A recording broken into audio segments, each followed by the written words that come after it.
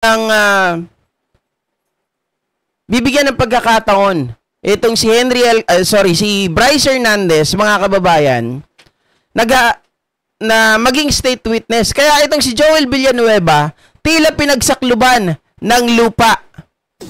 Ng langit at lupa, mga kababayan. Lupa na lang kasi ang langit di naman para sa kanya eh. 'Di ba? Pag sinungaling, hindi para sa kanya ang langit. Oh, tingnan niyo yung mukha ni Villanueva, nakasimangot. Dahil si Bryce Hernandez ay gustong gawing state witness ni Ping Lacson, mga kababayan. Ito, pakinggan niyo. Senate President Pro Tempore Chairperson ng Senate Blue Ribbon Committee, si Senator Panfilo Ping Lacson. Sen, magandang umaga po. Robert, magandang umaga. Ayan. Sir, tuloy na po natin nung usapan hinggil dito. Teka lang. Salamat po sa nag-correct sa akin na 12 oras lang. Thank you. Sabi ni Ben-Hur, sorry DC Magalong o si Lacson ang tinutukoy ko. Ang paniwala ko ay ang taong ito ay banal. Kaya hindi makapaniwala si Magalong na sangkot ang taong ito sa korupsyon. Tell all ni Bryce. Alam ko na. Okay. Hindi kasi buo yung konteksto kanina, Sir Ben-Hur, no? So alam ko na kung sino tinutukoy mo. Okay?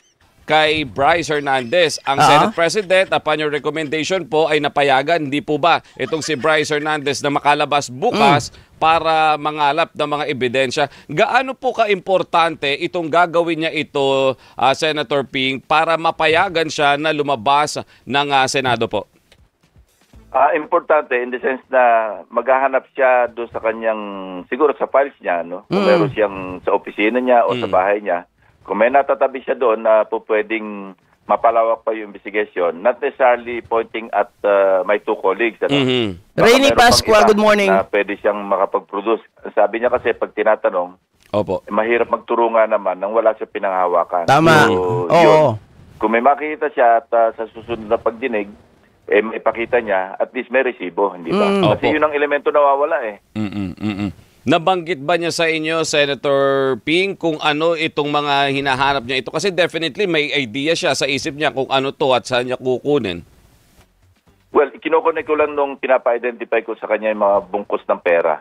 Naalala niyo yung isa, dahil naalala niya mayroong maliit na papel, may bond paper sa harap na may pangalan. So, kung mapansin mo si Bryce, mahilig siyang magtabi ng mga text messages, di ba? Tama. Baka naman meron siyang naalala na pinaglalagyan niya na pwede niyang pagkunan para pag nag-testify siya, meron siya pinanghawakan. So yun ang nakita ko lang na magandang dahilan, importanteng dahilan para mapayagan siya maski 12 oras. Okay, kumpirmado. Salamat. 12 oras nga, mga kababayan. Salamat sa inyo, ha. At least na-double check natin ito ay 12 oras nga po na papayagan si Bryce Hernandez para maghanap ng additional na impormasyon o resibo, mga kababayan, doon sa kanyang aligasyon. Mahirap nga naman magturo nang wala pong katibayan. Baka mamaya ay siya po ang mabalikan. At tama yung sinabi ni Ping Lacson, mga kababayan, na si Bryce Hernandez parang among them all, mas maraming nahawak si Bryce Hernandez ng mga resibo kaysa dun sa iba. Sa bagay, hindi maghahawak ng resibo itong si Alcantara dahil baka siya ang madawit. Diba? Siya ang unang masapol. 2 oras na guarded siya ng Senate Sergeant at Arms, sir, no? Oo, every second. Hindi po pwede. Maski sa mag-CR siya, kailangan nakabantay sa kanya. Dito po sa panghuli, third natin na hearing ng Senate Blue Ribbon Committee, Senator Lacson, nagkaroon po ng mga, actually dito na sila, nagturuan sila itong tinawag niyong BGC boy, sila na mismo yung nagturuan, ano? Pero itong si Henry Alcantara na boss nila, mas mataas ang posisyon, bakit parang ang lumalabas, Senator Lacson, parang mas wala siyang alam? Bakit mas wala tayo na hihita sa kanya, wala tayong nakukuhang vital information sa kanya kumpara dito kila Bryce Hernandez na ito?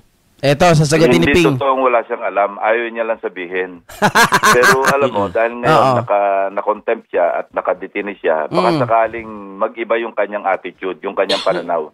Kasi walang pressure noong nakaupo lang siya dun eh. Oo, tama. Si Bryce, di ba, nung naditine, medyo nakapag-reflect siguro. Mag-isa siya, wala siyang kausap, nakapag-isip-isip. So, makita mo naman sa testimony ni Bryce, makita mo merong, maski pa paano merong remorse. Oo. Dahil nag-crack nga yung boses niya, hindi ba? Opo. At sinabi niyang ready na siya.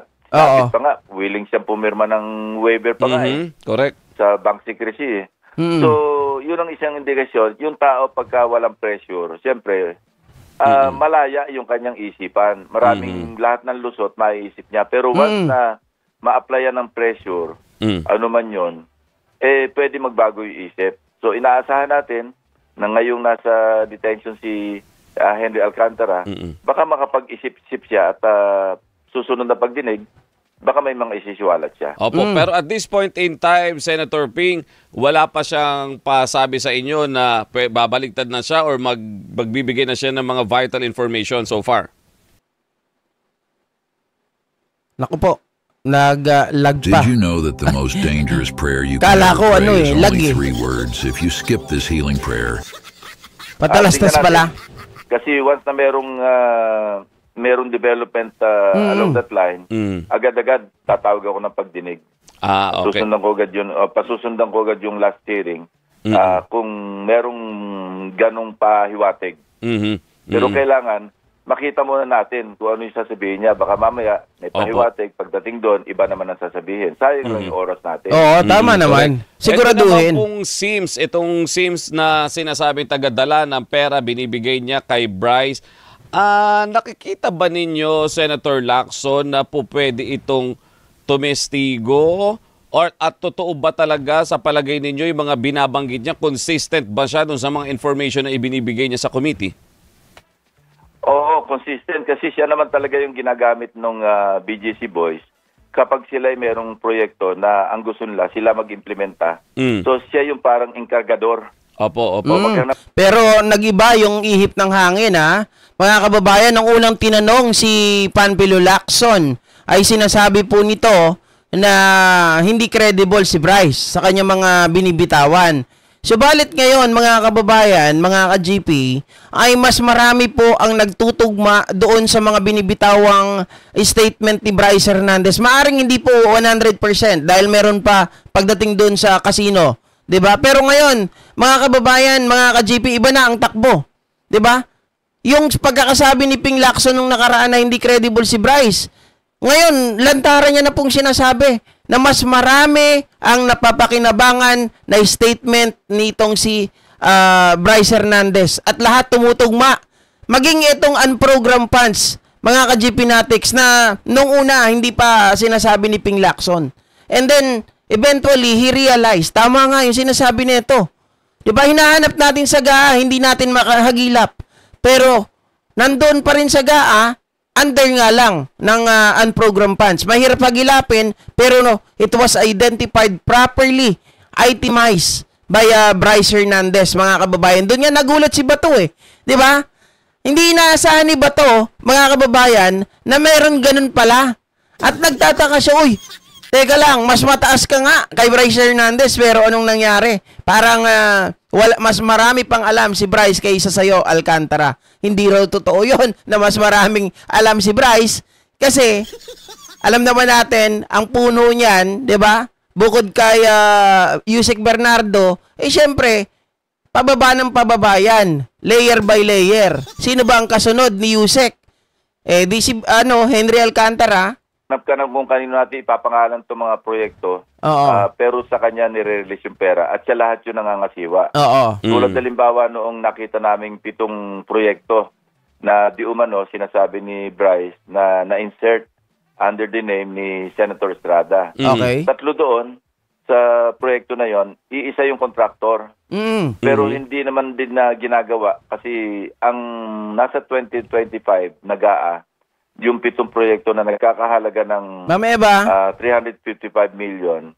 3 yung isang contractor lang sa 3 project. Pero hindi pa nga halos natatapos yung phase 1.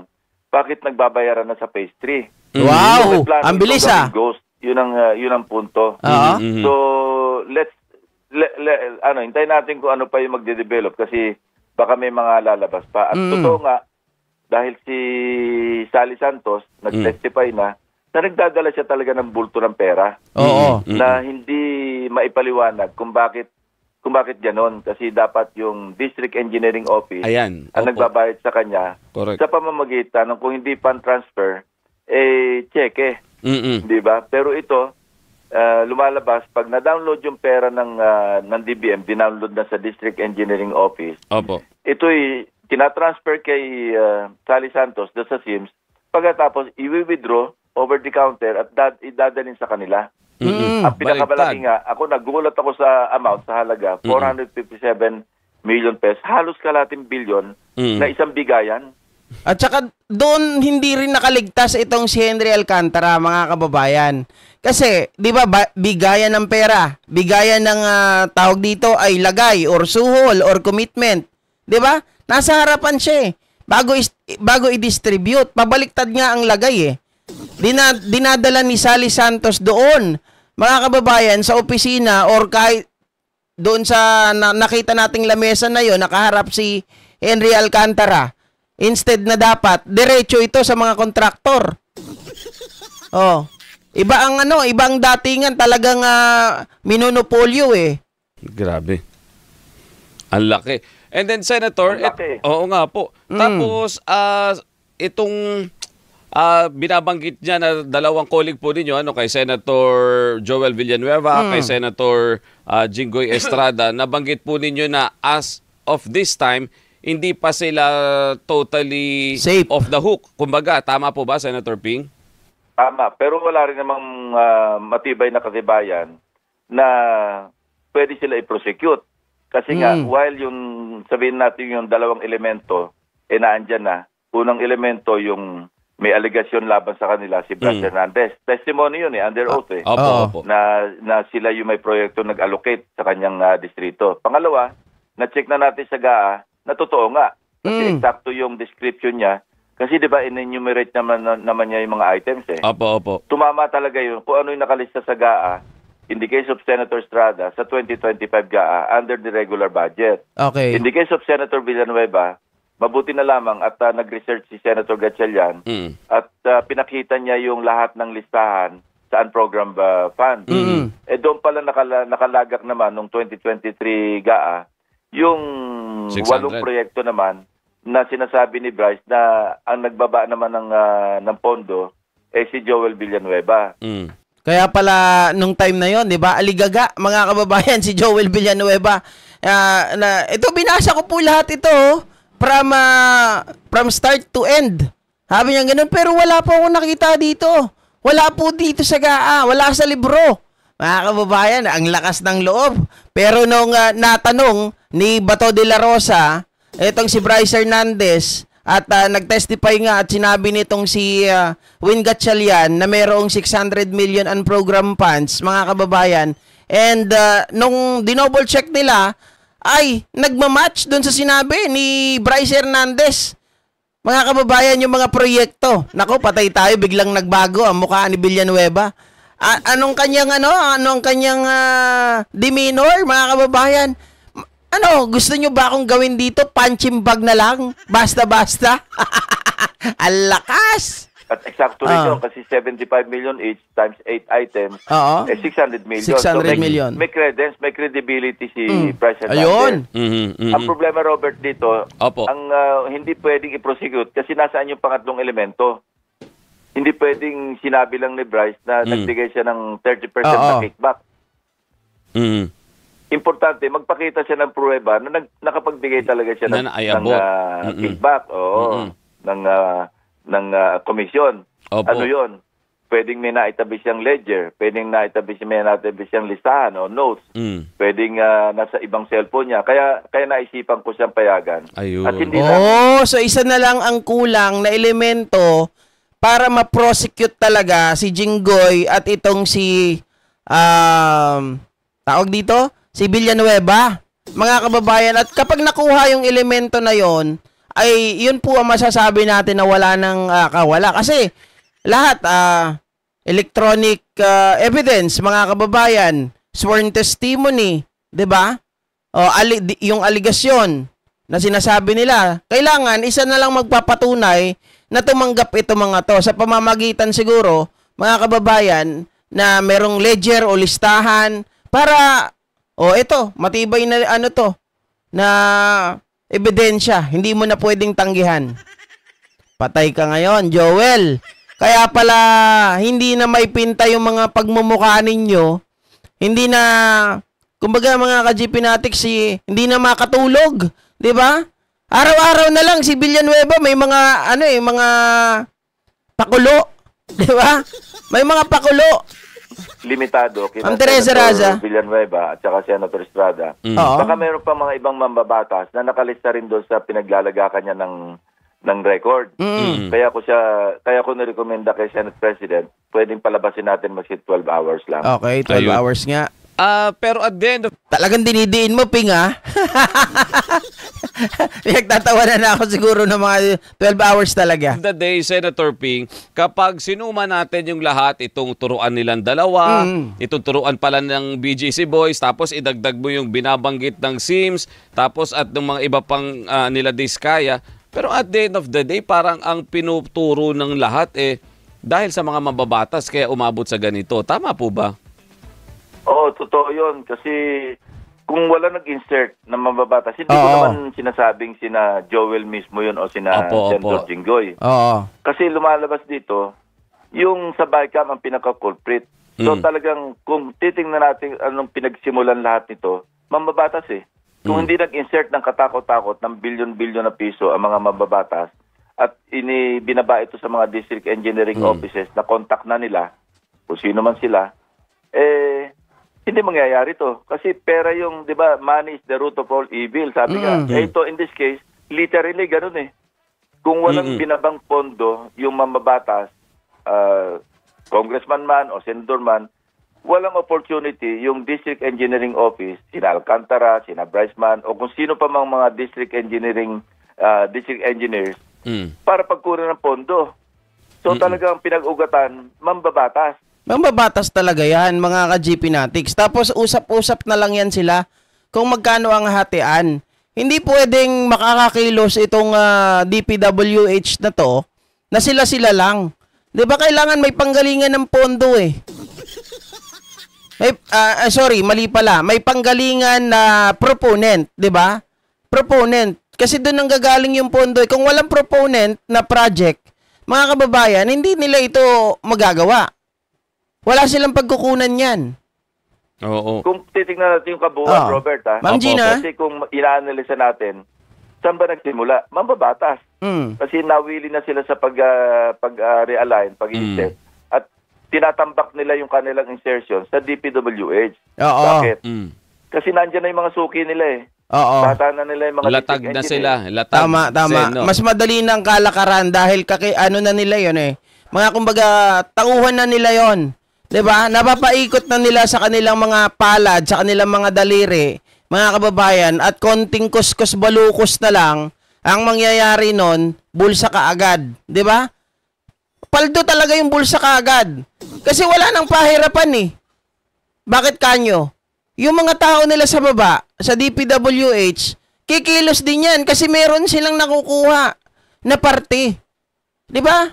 Nasanay na sa ganung kalakaran na nung panahon, mga kababayan, ng mga past administration ay walang pumapansin sa kanila. Walang tawag dito, wala pong sumisita sa kanila. Kaya itong mga to, sabi nga ni Ping Lacson, nakasanayan na Yan na talaga yung kinagawian nila. Matik na. Kapag merong proyekto, naku po, nag-uunahan yung mga yan. Kaya nga, hindi pa natatapos, bayad na agad. Hindi ba, Ma'am Virgin at Sui? Ng Japan? Hindi pa natatapos, meron na kaagad. May bayad na kaagad. Kaya itong mga casino boys, yung BGC boys, andun lagi sa casino. Diba? Hindi na nila po problemahin. Whether natapos, whether naumpisahan, mga kababayan, wala na silang pakialam doon. Kahit maging ghost project pa yan. Basta, ang sa kanila, meron na sila ngayon kwarta. Parang nakalatag na lahat, i-implement na lang. Kasi contact na nila yung mga district engineers Okay. So siguro, hindi na nagkasya sa 100 milyon, lagyan na natin ng mga bilyon. Grabe. Alam mo, ang ugat talaga yung katakawan yung kagahaman. Hindi alam kung kailan hihinto. Ito pong si Bryce, Senator Lacson, kung magtutuloy-tuloy yung cooperation niya at may mga revelation pa siya, nakikita ba natin na po pwede siyang maipasok sa Witness Protection Program? Sa evaluasyon ng DOJ yon, sila nakakaalam doon. Sila pwedeng mag-evaluate at ultimately, kung sila'y aakusahan muna at ipapal yung kaso sa korte, ang decision niya nasa judge kung sila ba i-discharge as a state witness o hindi. Kita nyo mga kababayan si Ping Lacson bilang isang matinong pulis na naging PNP chief din, alam niya yung proseso. Remember yung proseso ng tawag dito sa missing sa Bungeros? Nagagalit yung mga patidongan kasi ang gusto nila maisalang kaagad sila sa Witness Protection Program. Ito, si Ping Lacson, hindi man niya binabanggit yung missing sa Bungeros, pero mga kababayan, ang proseso ay kailangan muna ipasok, kasuhan sila at korte na along the way ang magpapasya kung ito ay tawag dito fit para maging or maipasok sa Witness Protection Program. Maliwanag yon. Ganun ang proseso. Hindi pwede na magsalita ka lang automatic na ikaw ay pasok na sa Witness Protection Program. Hindi ganon. So ngayon lumalabas tama yung ginawa nila Macapas. Tama yung binanggit ni Fajardo at nitong si General Torre, mga kababayan, pagdating po sa proseso ng paglalagay sa Witness Protection Program ng isang witness. Okay? Kung ito man ay masasabi natin na kasama, 'di ba? Alam naman natin normally kasama naman lagi sa sindikato o kaya sa mga kalakaran ng kababalaghan. Pero pag nahuli, ang tinitingnan nga nila para mas marami pang mahagilap na ebidensya, ay talagang kumukuha sila doon din sa mga sa mga suspect kasi silang mas may matibay na ebidensya 'di ba? Na makakapagpatunay doon sa mga kababalaghan na nangyari. Kaya ang ginagawa, naging design na magkaroon ng pagkakataon itong least guilty or kahit na siya po ay suspect, basta at least hindi yung hindi sila yung may pinakamataas na paggawa ng criminal act, 'di ba? Ayan. So ito, pag-usapan naman natin mga ka-GP Natics, lipat naman tayo. At pag-usapan naman natin ngayon etong Diyos ko, pinagtawanan mga kababayan, pananakot at pagbabanta ni Villanueva